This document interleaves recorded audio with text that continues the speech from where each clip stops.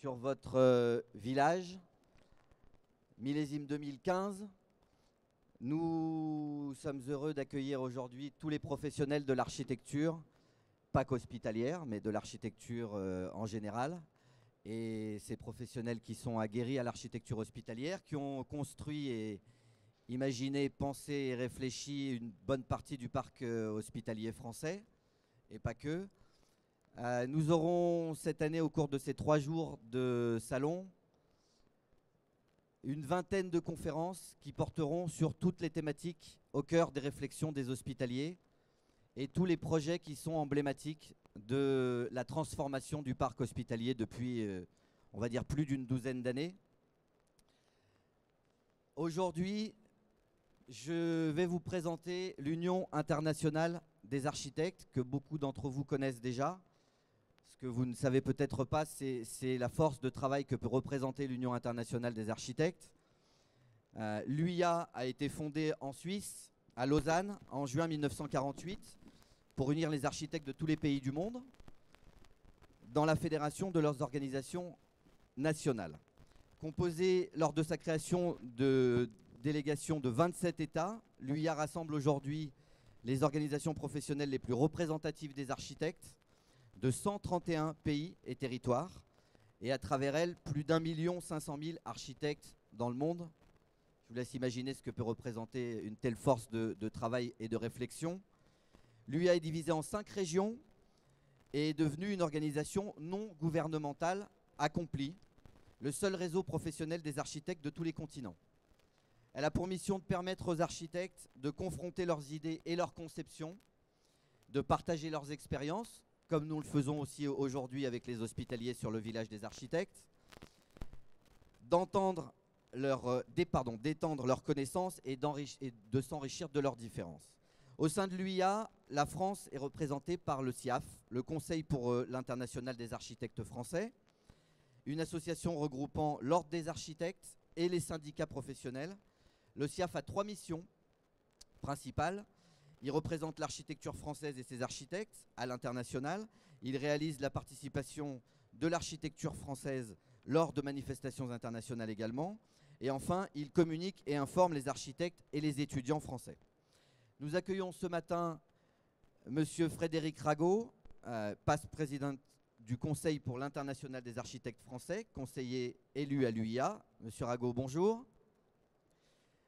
Thomas Chinko, représentant français du groupe de travail de santé publique, qui vous expliquera quel est l'intérêt et surtout comment fonctionne le groupe de travail de santé publique. Thomas, bonjour. Et enfin, Heinrich Limacher, ingénieur, expert hospitalier, qui a travaillé pendant plus de 35 ans comme consultant hospitalier en Suisse, en Allemagne et en France. Actuellement, M. Limacher conseille le ministre de la Santé luxembourgeois. Heinrich, bonjour. Avant d'aborder le groupe de travail de santé publique, Frédéric Rago, est-ce que vous pouvez nous présenter l'UIA, s'il vous plaît? Oui, bonjour à tous. Vous avez déjà fait une partie de la présentation en exprimant le fait que c'est une organisation non gouvernementale qui regroupe 136 pays actuellement. C'est une organisation qui travaille avec toutes les grandes institutions comme l'ONU, ONU Habitat, ou comme les institutions qui vous intéressent comme l'OMS, l'Organisation mondiale de la santé. Nous avons des relations étroites avec l'UNESCO parce que à l'origine l'UIA est une entité à puissance culturelle, si vous voulez, une entité de réflexion et qui voulait développer des débats sur l'architecture. Au départ, c'était sur l'architecture moderne. Ensuite, très rapidement sont venus les soucis de formation, c'est-à-dire comment sont formés les architectes à travers le monde. Donc il y a un groupe de travail très important, une commission très importante qui travaille sur la formation à l'architecture de manière à uniformiser un peu nos concepts et nos connaissances à travers le monde. Une autre commission très importante, c'est celle des concours internationaux. Donc vous connaissez tous les grands concours estampillés UIA. Donc en France, par exemple, c'était Beaubourg ou la Grande Bibliothèque ou l'Opéra de Paris. Et à l'étranger, par exemple en Australie, c'était l'Opéra de Sydney ou ou la Grande Bibliothèque d'Alexandrie. Donc le travail de l'UIA auprès des concours est très très important. Et enfin, la troisième commission importante, c'est celle de la pratique professionnelle, c'est-à-dire comment travaillons-nous, quelles sont nos missions à travers le monde, est-ce qu'on travaille de la même façon? Et en fait, on ne travaille pas de la même façon suivant les pays. Bon, la grande tendance, c'est que ces façons de travailler se rapprochent petit à petit, mais il y a encore de grandes différences. Voilà. Et donc ça, c'est pour les 3 commissions. Et ensuite, vous avez tous les groupes de travail dont Tomashenko vous parlera en particulier de groupes de travail santé publique. Comment est-ce que vous définiriez la philosophie de l'UIA et quelles sont ses missions exactement?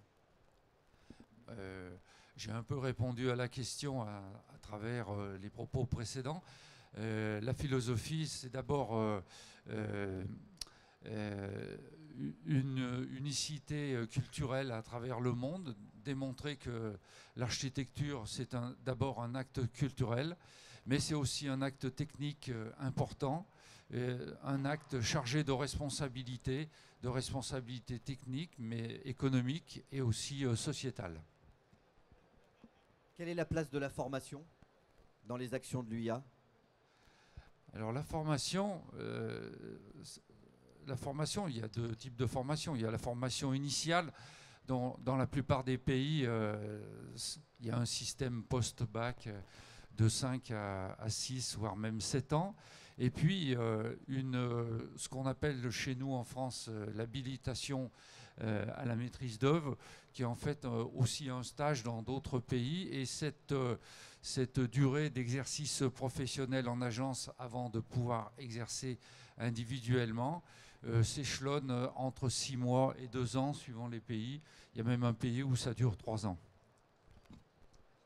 Quelle place occupe l'expertise architecturale française dans les échanges au sein de l'UIA? Alors, la place de l'expertise française est importante. D'abord, il y a certains domaines où la France est assez compétitive et très forte. Le domaine hospitalier en est un. Donc, nous n'avons pas à rougir de notre savoir-faire en matière hospitalière. D'ailleurs, vous allez en parler dans les minutes qui viennent, mais aussi en matière sportive, en matière de centres commerciaux et en matière de logement. Donc l'UIA travaille sur tous ces domaines. En dehors du groupe de travail dédié à l'architecture en santé, quels sont les autres domaines architecturaux qui sont abordés? Alors les très gros groupes de travail, il y a bien sûr sport et loisirs. Vous imaginez que les équipements sportifs à travers le monde sont un vecteur d'architecture important. Il y a un groupe de travail qui fonctionne autour de l'enfance et d'ailleurs qui, tous les 3 ans, à l'occasion de notre congrès international, organise un concours qui s'appelle les Cubes d'or pour la meilleure prise en compte de l'enfance dans l'architecture.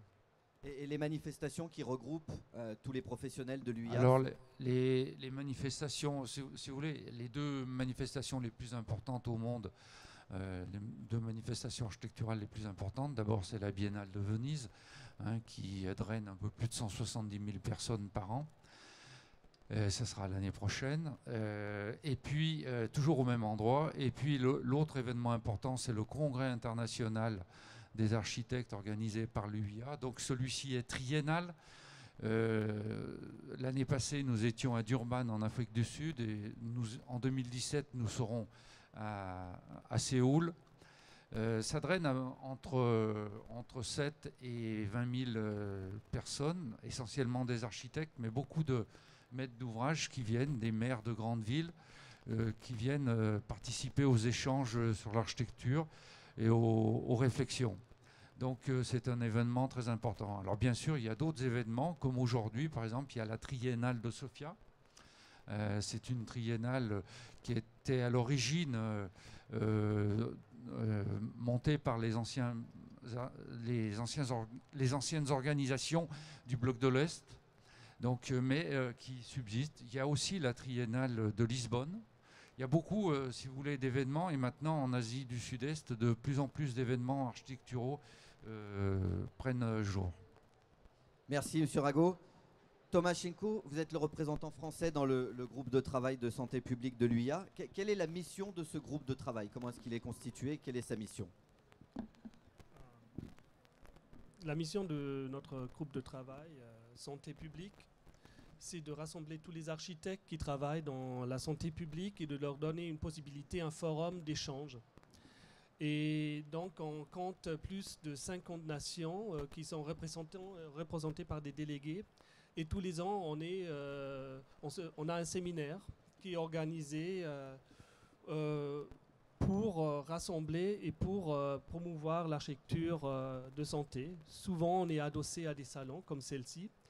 Et donc la mission, c'est très clair, sur la base de la déclaration d'Alma-Ata, qui était une déclaration en 1978, qui fixait un peu les buts de la santé publique, de donner accès à tout le monde à la santé, au traitement.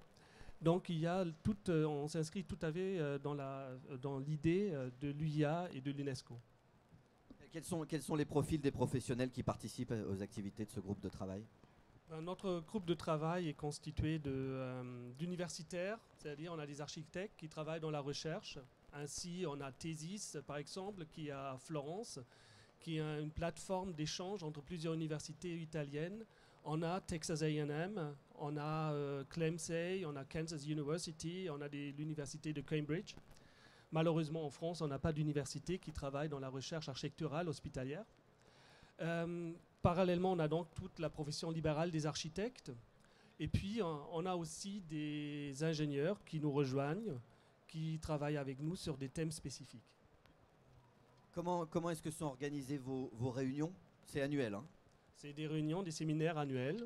C'est chaque fois dans un pays différent, un continent différent. L'année dernière, on est adossé bien sûr tous les 3 ans sur le congrès UIA. L'année dernière, c'était à Durban. Et cette année, c'est en Chine, à Dalian, dans quelques jours. Et chaque fois, on a une centaine, 200 architectes qui se rencontrent, qui échangent sur des thèmes. Il y a toujours un thème qui est donné, qui organise toute la conférence.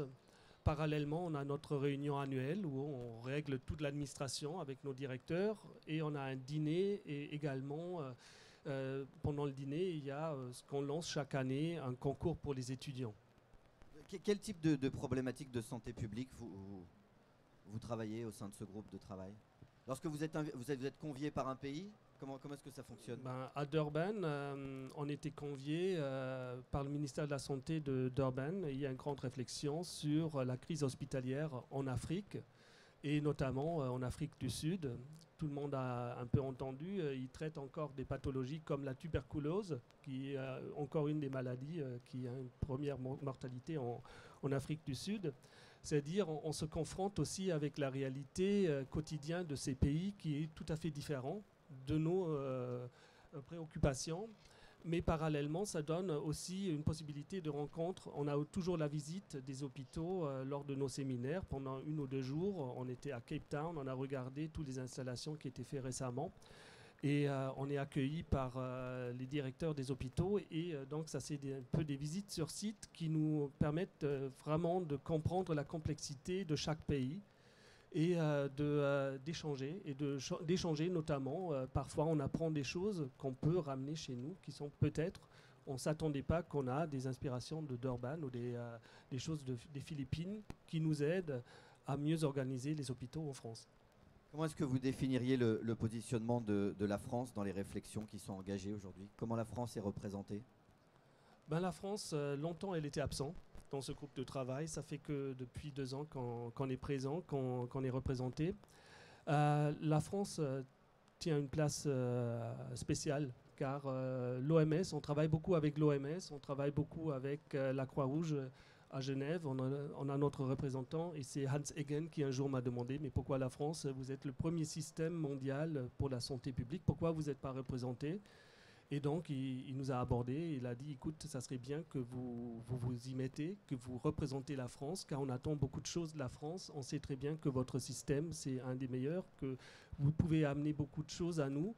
Notamment, les Américains étaient très en attente avec leur Obamacare, où ils voulaient vraiment savoir qu'est-ce que et comment vous gérez la santé publique en France. Alors, vous venez quand en France?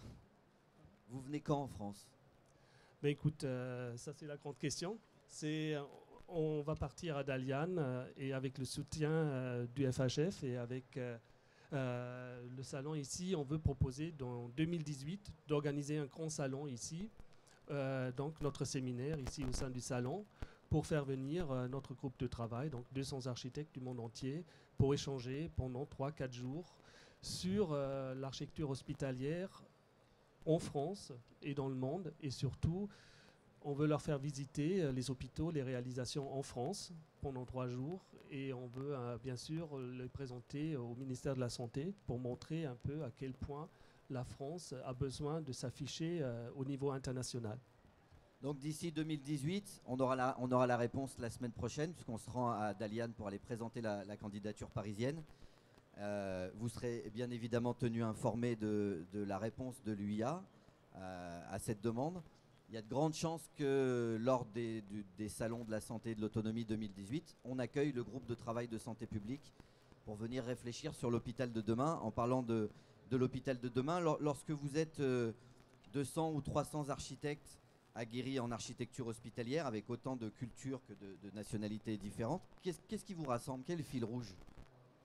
Le fil rouge, c'est de sortir du quotidien, de notre travail, de l'isolement, et d'échanger sur des thèmes qui nous intéressent, de faire de la recherche, de chercher aussi des réponses à des questions où on ne trouve pas les réponses dans notre pratique quotidienne.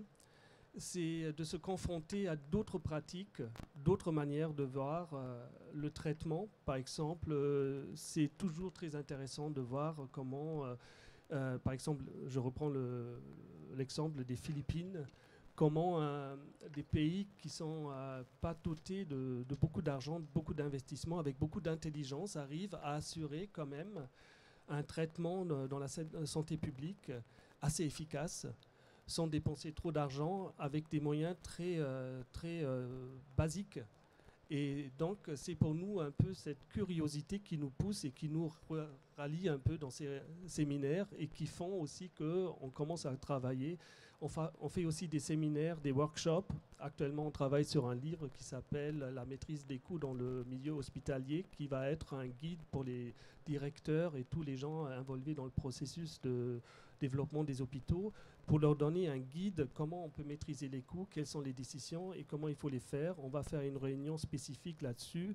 Et après, il faut dire que chaque conférence qu'on fait est éditée dans un livre qui est publié, qui est disponible, et surtout qu'on est open source, qu'on peut télécharger sur les sites indiqués. Ainsi, on peut télécharger tous nos conférences de l'année dernière de Durban sur le site de l'UIA de Durban.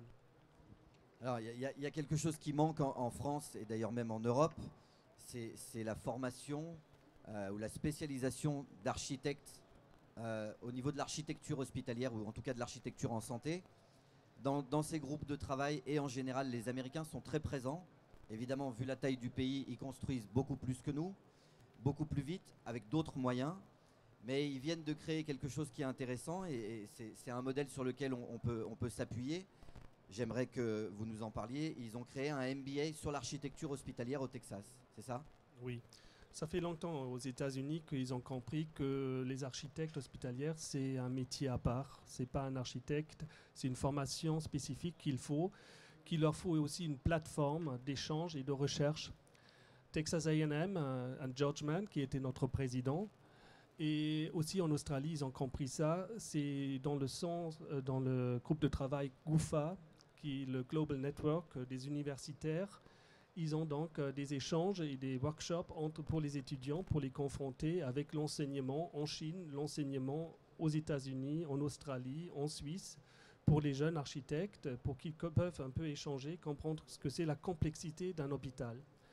Et parallèlement, et ça c'est le grand atout, Texas A&M a une filière à Doha.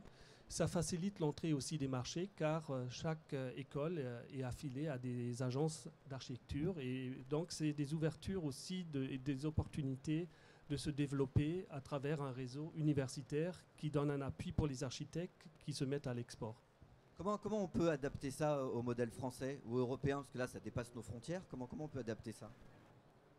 On a essayé de l'adapter, on essaye de lancer les écoles d'architecture et d'intéresser le ministère de la Santé, de lancer ce parcours, de donner déjà une possibilité aux jeunes architectes au sein de leur étude de se confronter à la planification des hôpitaux. Et donc il faut absolument qu'on arrive maintenant dans les années qui suivent à mettre ça et à institutionnaliser ça au sein des écoles d'architecture. Car c'est un atout très important pour les architectes d'avoir un peu ce cercle de réflexion, de recherche qu'on ne peut pas faire. Actuellement, on le fait au sein de nos agences. Je crois que c'est plus possible. Si on veut être au niveau international, concurrentiel, il faut avoir un centre de réflexion et de recherche universitaire qui nous accompagne. Ça, on pourra en parler tout au long des conférences que vous verrez sur ces 3 jours. On peut même demander à chaque architecte de s'exprimer pour savoir comment il est arrivé dans l'hospitalier. C'est un domaine très spécifique, ça demande de connaître l'organisation hospitalière. On ne parle pas que d'architecture aujourd'hui, parce que les architectes sont aussi force de proposition pour construire des hôpitaux pratiquement clés en main aujourd'hui. Ce qui est intéressant, c'est de savoir comment ils forment leurs équipes, quels sont les profils et les compétences qu'on trouve au sein des agences de ces architectes qui sont les plus aguerris en architecture hospitalière. Maintenant, dans le passé, il y a des efforts qui ont été faits pour rationaliser la construction des hôpitaux, pour créer des bâtiments modulaires. Il y a beaucoup de bâtiments modulaires aujourd'hui qui sont créés et anticiper leur transformation. Cependant, rarement ces bâtiments ont réellement pu s'adapter aux nouvelles exigences de la médecine. Dans ce contexte, est-ce que vous pouvez nous présenter le Life Cycle Hospital et quels sont les atouts de cette approche? Heinrich, s'il vous plaît. C'est Thomas qui commence. Oui. Donc ça c'est typiquement pour notre groupe de travail. On va le présenter, le Life Cycle Hospital à Dalian dans 3 jours. C'est une réflexion qu'on a fait et c'est aussi un peu de la pratique. Et ça montre un peu la possibilité de l'UIA et Public Healthcare Group de nous donner une plateforme pour sortir un peu dans nos réflexions du quotidien, pour attaquer des sujets importants qui nous en tiennent à cœur. Nous, on a travaillé avec notre agence sur l'hôpital de Strasbourg à l'époque, avec Claude Vasconi. C'est un site extraordinaire car c'est une ville carrément dans la ville. Et on était très contents, on a tout fait, un bâtiment modulaire, un bâtiment qui fonctionne bien. Tout le monde était content de se retrouver dans un milieu maintenant d'une cité hospitalière qui franchit le 21e siècle avec un patrimoine qui va du 12e au 21e siècle.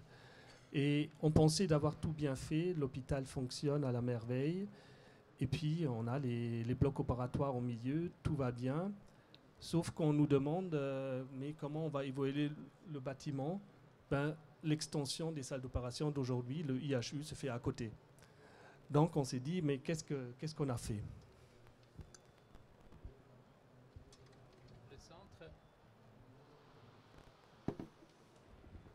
Le centre d'hospitalier est un bâtiment très particulier. Il y a des secteurs d'examen et de traitement complexes, hospitalisation avec cuisine centrale et blanchisserie, administration, installation technique complexe, très complexe, logistique d'approvisionnement et de traitement des déchets et d'exigence. Ces secteurs demandent opérationnels très différents. La complexité de la conception des hôpitaux. On a spécialisation croissante de la médecine, exigences très élevées quant à la conception architecturale et spatiale, progrès technologique, exigence des patients, exigence et besoin d'espace en évolution très rapide. Usage multiple et complexe, intégration des utilisateurs dans le processus de conception pour obtenir des solutions pratiques et acceptables. Le prochain schéma. Ça montre très bien qu'autour de la table, on trouve, pour la conception d'un hôpital, bien des gens qui ont tous une idée complètement différente de l'hôpital qu'ils veulent construire. Il y a d'abord des carences fréquentes des hôpitaux actuels. Ça, c'est le problème, c'est la quantité et l'organisation insatisfaisante des espaces. Les processus de travail sont lourds et exigeants en main-d'œuvre. Les installations techniques et les enveloppes ont atteint leur fin de cycle de vie. Il y a des nouvelles réglementations qui nécessitent la remise à jour des systèmes. Il y a la taille et le standing des chambres insuffisantes et vétustes, souvent aussi accompagnées d'une offre trop élevée de lits. Ça, c'est un sujet en France, un manque de services ambulatoires. Et puis, il y a les différents niveaux d'étages et des différentes hauteurs sous plafond.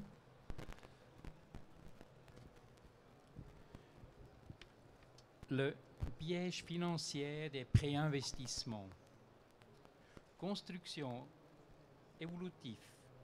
Au moment de la réalisation des transformations ne sont plus adaptées aux évolutions technologiques. Les transformations demandent des opérations tiroirs et des constructions provisoires, même dans les bâtiments évolutifs. Dépenses inutiles, un hôpital peut être réalisé d'une façon plus économique. Quels sont les problèmes dans les hôpitaux actuels? Les cycles de vie. Cycle de vie d'un bâtiment, c'est un peu plus de 40 ans. Cycle de vie des différents services. Plateau technique, 15 à 20 ans. Clinique de jour, consultation, 30-35 ans. Hébergement, 30-35 ans. Logistique, 30 à 40 ans. Administration, 70 ans. Non, 30 à 40 ans. La durée de vie du bâtiment ne correspond pas au service qu'il abrite. Le cycle de vie du complexe est déterminé par le service ayant la durée de la vie la plus courte. Là, on voit un hôpital classique. En rouge, on voit les services qui ont une durée de vie limitée à 20-25 ans. On voit très bien, il est impossible dans une configuration présente de faire une extension, notamment de faire, si on fait une modification ou une transformation, on arrose tout le monde en dessous, et il souffre. Et donc, on a des nuisances, c'est-à-dire c'est cet emboîtement qui nous met un peu en péril. Il y a cet emboîtement constructif, la mixité verticale et horizontale des différents services, et avec des cycles de vie différents. Donc, il y a des services qui sont toujours fonctionnels, qui sont malheureusement sacrifiés ou prématurément, car ils doivent subir les effets de rénovation des autres. Actuellement, par exemple, à Paris, Cochin, on voit très bien, il y a des grandes transformations en cours qui impactent un bâtiment qui a été à peine fini il y a 5 ans. Donc ça, c'est une approche assez coûteuse dans la durée. On voit ici un hôpital en Suisse. C'est un exemple. On voit qu'il y a un plateau technique au milieu.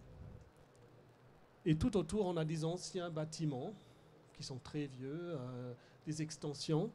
Mais on voit très bien ici, dès qu'on veut faire quelque chose, on impacte avec le chantier. On a le chantier au milieu de l'hôpital. Et ça, c'est des travaux sur site occupé. On sait très bien, il y a des émissions de bruit, de poussière. Il y a des opérations tiroirs très coûteuses. Il y a des constructions provisoires qu'il faut faire. La plupart de nos opérations sont accompagnées de ces planifications des opérations tiroirs. Puis on a ça représente bien sûr une grande nuisance pour les patients et les soignants, et notamment, on peut pas, on est en mode dégradé de fonctionnement d'un hôpital. Tout ça, ça cause des nuisances, une baisse de chiffre d'occupation des lits et du chiffre d'affaires. Conclusion. Je vous prie de m'excuser en avance. Il faut harmoniser la durée de vie des bâtiments avec la durée d'utilisation des différents services. On doit anticiper les travaux de rénovation, de transformation et d'extension du bâtiment. Prise en compte des processus du travail. De nouvelles structures hospitalières doivent être développées, à mon avis. Je vous prie de m'excuser, vous allez changer tous vos projets. La conception modulaire. Combiner des services ayant des cycles de vie comparables dans les mêmes parties du bâtiment. Structure modulaire des bâtiments, combinée avec le premier point. Respecter la fonctionnalité et l'efficience des processus et prévoir des réserves foncières pour le remplacement et l'extension du bâtiment. En allemand, on dit Brachland, ceux qui comprennent l'allemand. L'hôpital à cycle de vie, c'est le Life Cycle Hospital. Retour dans notre exemple. Donc, on voit très bien qu'est-ce qu'il faut faire alors pour changer ça. Il faut travailler une transition par étape d'une configuration donnée vers une nouvelle structure. Et il faut avoir une adaptation efficace des nouvelles structures aux bâtiments existants, ce qui permet de sauvegarder des investissements réalisés récemment encore dans le parc immobilier. Donc, une rénovation par étape est plus facile à financer pour l'hôpital. Et ainsi, on peut aussi minimiser les pertes d'investissement. C'est ici ainsi qu'on voit ici le schéma, c'est-à-dire on est encore le plateau technique qu'on avait ici, on l'amène à l'extrémité, tout est toujours relié, mais du coup on profite pour mettre les lits en face, on garde toujours la liaison étroite entre l'hébergement et le plateau technique, mais ça nous permet de desserrer complètement la situation et surtout de garder l'existant toujours en place sans toucher, sans trop de modifications. Ça, c'est un autre exemple. C'est pareil. On a ici les plateaux techniques reliés par une galerie et l'hébergement. Et on garde ici une extension possible pour le futur. Une autre solution où on a l'existant qu'on transfère différemment sur une nouvelle structure qui est modulaire et qui permet d'évoluer dans le temps. Nous, on a travaillé donc pour un concours, on a dit on va essayer de faire un Life Cycle Hospital en concours, on va se confronter. On a participé à un concours pour un CHU à Agadir et on a mis en place alors un hôpital qui regroupe tout ce qui est hébergement et cycle de vie dans un bâtiment et tout ce qui est plateau technique, imagerie dans un autre bâtiment, relié par une galerie avec la possibilité d'une extension future.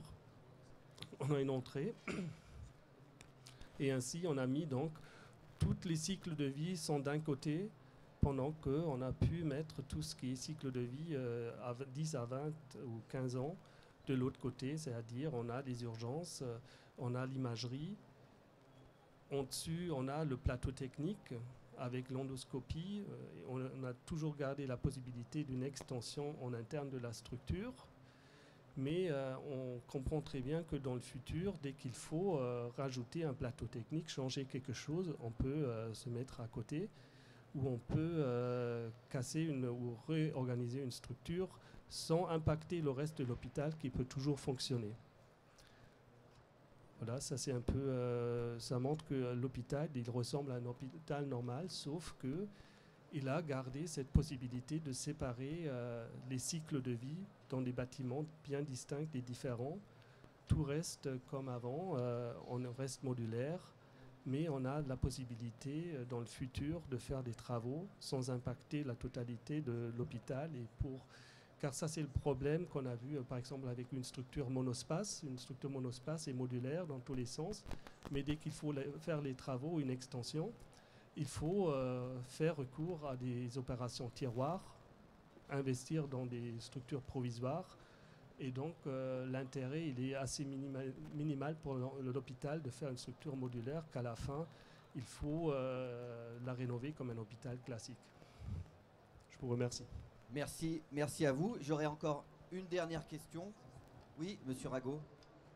Oui, donc on voit à travers cette démonstration l'importance de la maîtrise d'ouvrage hospitalière. Il faut qu'elle soit très très forte et il ne faut pas qu'elle abandonne cette responsabilité à des groupes extérieurs, car le problème c'est que en créant ce qu'on appelle les partenariats publics-privés, on se crée des liens très importants juridiques et financiers qui peuvent entraîner des difficultés après aux modifications fonctionnelles de l'établissement.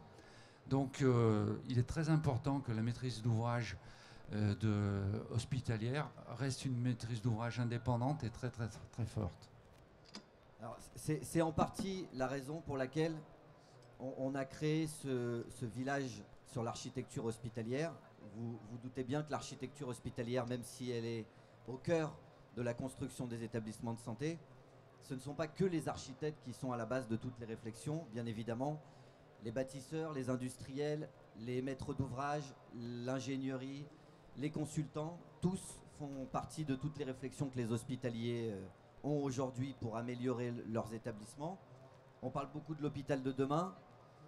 L'hôpital de demain, il se dessine aujourd'hui, donc c'est compliqué d'avoir une vision à 10 ans ou à 20 ans. On demande à tous les maîtres d'ouvrage, mais également aux architectes et à tous ceux qui font partie de ces réflexions, qui sont dans les comités de pilotage ou qui sont intégrés dans les groupes de travail, d'avoir une vision à 10 ans, à 15 ans ou à 20 ans.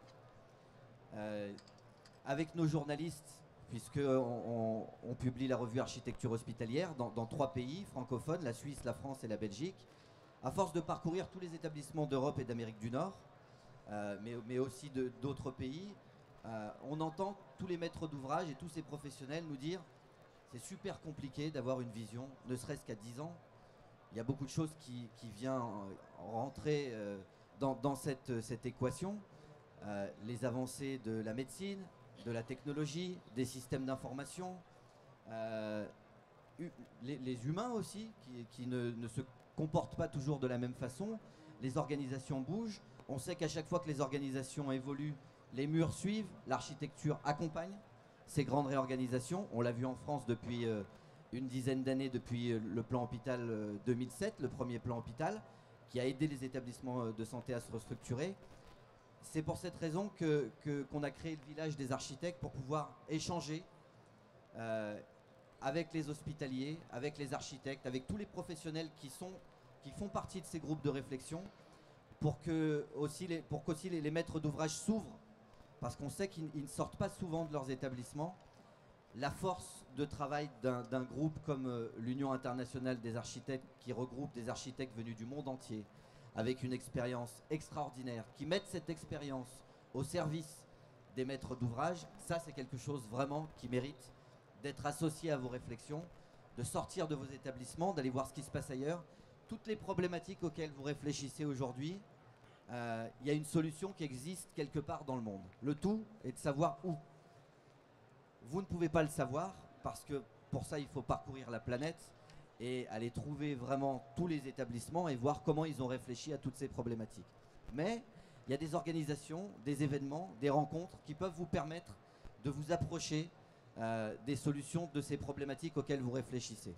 C'est pour cette raison que d'ici à 2018, et j'espère qu'en 2018 on aura le plaisir d'accueillir le groupe de travail de santé publique, on pourra vous convier et vous faire partager les réflexions de tous ces architectes qui viennent du monde entier, qui sont aguerris en architecture hospitalière, qui sont bénévoles et qui réfléchissent à l'hôpital de demain et qui vous aideront à résoudre les problématiques que vous avez dans vos établissements et même à les anticiper, puisque les projets vont bien plus vite quand on réfléchit en groupe, quand on chasse en meute, et les réflexions également, puisque l'échange et le partage, c'est vraiment la clé de la réussite de tous les projets. Ce que j'aimerais savoir, une dernière question, comment est-ce que vous arrivez à avoir une vision à 10 ans, à 20 ans ou à 30 ans, parce qu'on demande à un architecte aujourd'hui de construire un bâtiment au moins pour 20 ans.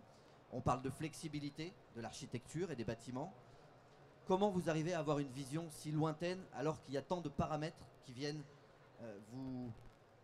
vous faire obstacle? Ça montre très bien que ce n'est pas le travail d'un architecte, Le Corbusien, qui a une idée sur l'hôpital, c'est un échange.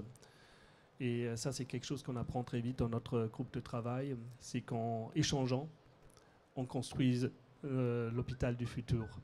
Car l'hôpital du futur, c'est un hôpital qui demande beaucoup d'humilité de la part des architectes. Ce n'est pas un objet de design, c'est un objet de la vie, c'est un bâtiment public. On participe actuellement, l'hôpital du futur, ça serait la disparition de l'hôpital. Or, l'hôpital sans mur, c'est un hôpital qui est près des patients, qui est dans la ville. C'est un peu comme c'était à l'époque de l'Hôtel Dieu, qui était à côté de la cathédrale. Et je crois que ça sera là la révolution hospitalière à gérer, que dans le futur, on aura des installations. L'hôpital n'est pas à la fin du traitement, mais il est avant que ça commence à devenir une pathologie, c'est-à-dire ce que appellent les Américains le front desk hospital, c'est-à-dire on est près des citoyens pour les informer, pour éviter la maladie. Oui, Merci Thomas. Monsieur Rago, je vous en prie. Oui, dans le travail de l'architecte, il y a toujours une petite part, voire même des fois une grande part de prospective, de futurologie et d'imagination pour aller plus loin on veut toujours aller plus loin que ce que l'on connaît actuellement. Ce que je voulais dire aussi, dans la droite ligne de ce que tu disais auparavant, c'est que nous, le SIAF, enfin la délégation française de l'UIA, nous serons toujours partenaires pour accompagner à l'extérieur de la France ce savoir-faire hospitalier exceptionnel qui existe ici, soit en matière de conception ou en matière de fabrication de l'hôpital. Il faut partir ensemble pour faire connaître notre savoir-faire, mais aussi pour construire ces nouveaux ensembles hospitaliers dont le monde a besoin. Je vous remercie, messieurs, de votre présence. Vous pouvez bien évidemment vous entretenir avec les personnes qui ont donné cette conférence. Je vous remercie d'avoir assisté à cette première conférence d'ouverture du village des architectes. Dans quelques minutes, une conférence consacrée à l'hôpital Simone Veil de Bonn avec l'agence Beren 100 degrés. Vous êtes les bienvenus pour assister à cette conférence. Encore merci et je vous souhaite une très agréable journée. Merci à vous.